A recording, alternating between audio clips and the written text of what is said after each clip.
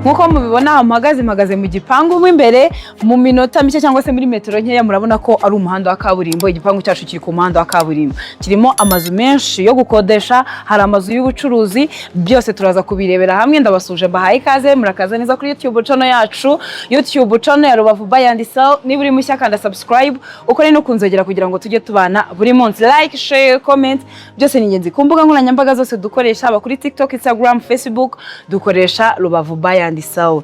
Turi Rubavu muri centre ya Byahi hafi neza ya station, tuhabazaniye igipangu. Ni igipangu kirimo amazu menshi, hari imiryango ine y'ubucuruzi nkuko mubibona kuri screen yanyu, akaba ari igipangu mu imbere harimo imiryango myinshi, ahantu heza ushobora kugura ukajya wakodesha akakwinjiza amafaranga menshi buri kwezi, kuko amazu yacu ari mu kibanza gifite metero kare 530. Na ahantu heza cyane ho kuba washora imari, ushobora kuhagura ukahaba unahakodesha cyangwa se ukahagura ukajya hakodesha byonyine akajya kwinjiza amafaranga menshi buri kwezi, kuko ni igipangu kiri ku muhanda wa kaburimbo neza, kikaba kiri ahantu heza kandi kikaba giherereye muri location nziza cyangwa se location nziza.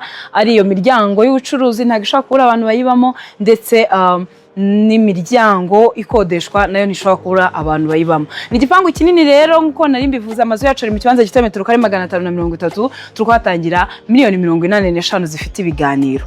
Wakunze ushaka kuhagura, hari ikindi wifuza kubaza ku bindi bisobanuro, duhamagare cyangwa utwandikire kuri nimero ubona kuri ekra yawe. Wanadusanga ahantu dukorera mu nyubako izwi nka etage yo kwa Habibu. Ni inyubako yubatse iruhande rw'isoko iri mu mujyi wa Rubavu. Rubavu Buy and Sell Limited ni company ya mbere yizewe yonyine ikorera mu ntara y'Iburengerazuba, igufasha kugura ibibanza n'amazu mu buryo bwize kandi bwihuse. Tubafasha kubona amapartement yo kubamo by'igihe gito cyangwa se by'igihe kirekire, tukabafasha no kuyamamaza. Waduhamagaye kuri iyo nimero ubona kuri ekra yawe, watwandikiye kuri iyo nimero ubona kuri screen yawe, cyangwa se ukaduhamagara munsi y'video hagenda umwanya wa comment wahatubona. Imbuga nkoranyambaga zose, aba TikTok, Instagram, Facebook, hose dukoresha Rubavu Buy and Sell, nabwo watubona.